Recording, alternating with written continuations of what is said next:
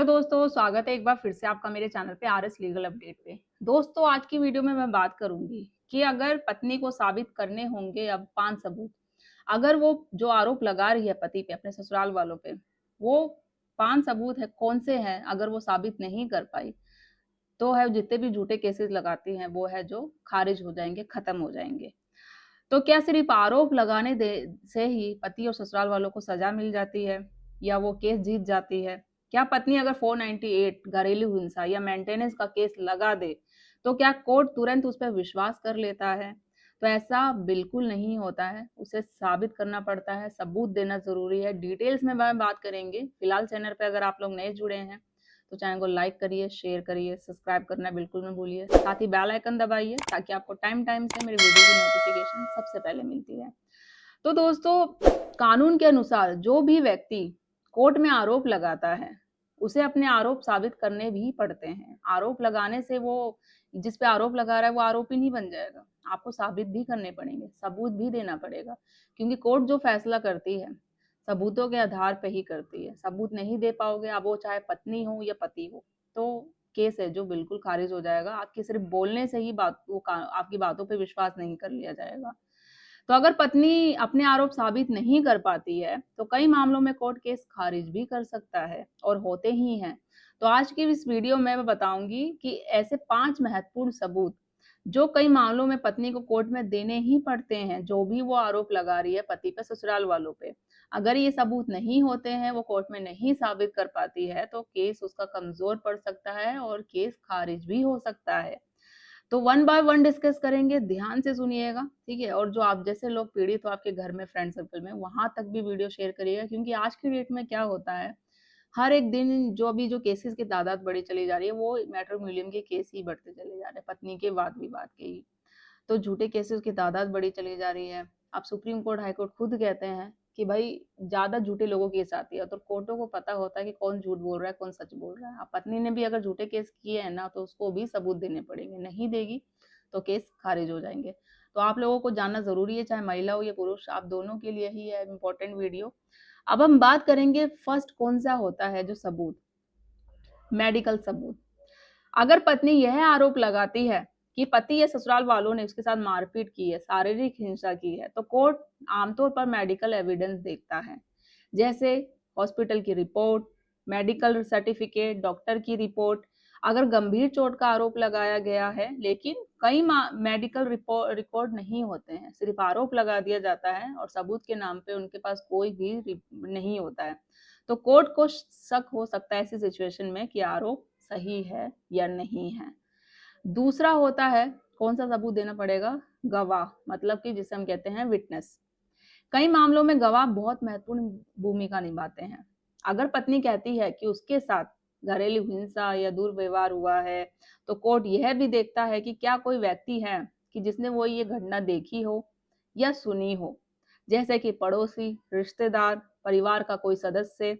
अगर कोई भी गवाह नहीं है, तो और पूरा केस सिर्फ आरोपों पर ही आधारित है, तो केस ऐसी सिचुएशन में है जो कमजोर हो सकता है और हो सकता है बाद में वो केस बंद हो जाए, खारिज हो जाए। तीसरा है जो सबूत देना पड़ेगा, मैसेज, चैट या कोई कॉल रिकॉर्डिंग। आज के समय में डिजिटल सबूत भी बहुत महत्वपूर्ण भूमिका निभाते हैं, जैसे कि व्हाट्सएप चैट हो, कोई मैसेज हो, ऑडियो रिकॉर्डिंग हो, ईमेल हो, कोई लाइक पोस्ट होता है।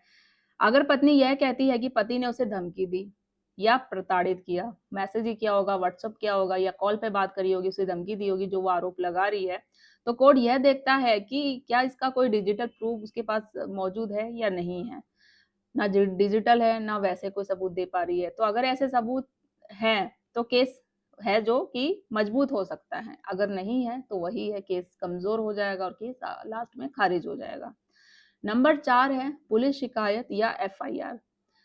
अगर पत्नी कहती है कि उसे लंबे समय से प्रताड़ित किया जा रहा है, बहुत लंबे समय से, तो कोर्ट यह भी देखता है कि क्या उसने पहले कभी पुलिस में शिकायत की थी। भाई अगर लंबे समय से शिकायत, वो उसके साथ प्रताड़ित हो रही है, घरेलू हिंसा हो रही है, मारपीट हो रही है, तो कभी ना कभी उसने पुलिस में कॉल किया होगा या एफआईआर, कोई कंप्लेंट कुछ तो किया ही होगा। जैसे कि एफआईआर होगी, मैंने बताया, पुलिस कंप्लेंट हो गई या ह्यूमन सेल में कोई कंप्लेंट की होगी, कुछ तो किया ही होगा। कि अगर कोई भी शिकायत रिकॉर्ड नहीं हुए, अगर उसने कुछ भी नहीं किया है, तो कोर्ट यह भी सवाल पूछ सकता है कि इतना समय तक शिकायत आपने क्यों नहीं की? अगर आपके साथ घरेलू हिंसा हो रही है, इतना वायलेंस आपके साथ हो रहा है, तो आज अचानक इतने सालों के बाद उठते ही ये कौन-सी सिचुएशन में ये चीज़ें आती है? जब होता क्या है, पति उसे लाना चाहता है, बुलाना भी चाहता है, बट वो नहीं आना चाहती। वो सिर्फ़ लड़ाई-झगड़ा करना चाहती है, उस रिश्ते से बाहर निकलना चाहती है। कोई भी है, वो बात नहीं मान रहा, उसका पति उसका बात नहीं मान रहा, ये ससुराल वाले उसके कहे अनुसार नहीं चल रहे।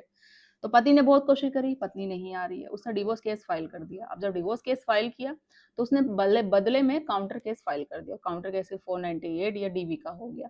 अब जब तक तो उसने नहीं की, अब वो ये आरोप लगा दे कि इसने डिवोर्स कैसे फाइल किया, तो उसको सबक सिखाना है, इसके घरवालों को सबक सिखाऊँगी मैं। पूरे सबको जेल में डाल दूँगी ये केस मैंने कर दिया तो। अब वो ये आरोप लगाएगी कि भई मेरे साथ ये लोग घरेलू हिंसा करते थे, प्रताड़ित करते थे, जो भी है वो सारे एक्स, वाई, ज़ेड, ठीक है?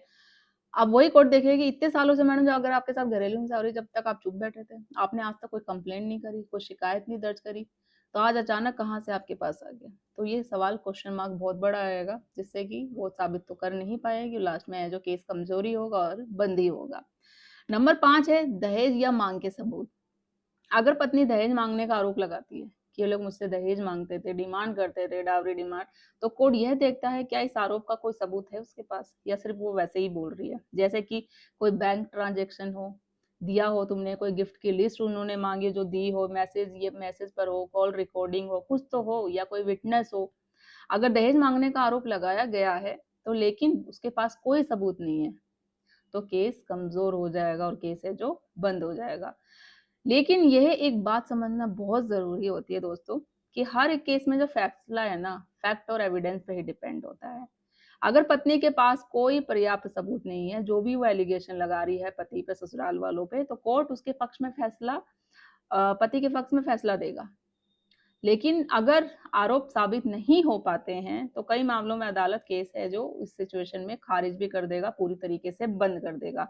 तो दोस्तों आज हमने जाना कि कई मामलों में पत्नी को अपने आरोप साबित करने के लिए कुछ महत्वपूर्ण सबूत देने पड़ते हैं जो बहुत इंपॉर्टेंट होते हैं। अगर वो नहीं दे पाती है तो केस कमज़ोर हो जाएगा और आप पे जो भी झूठे केसेस लगाए गए हैं वो केस खारिज हो जाएँगे। कौन से सबूत हैं?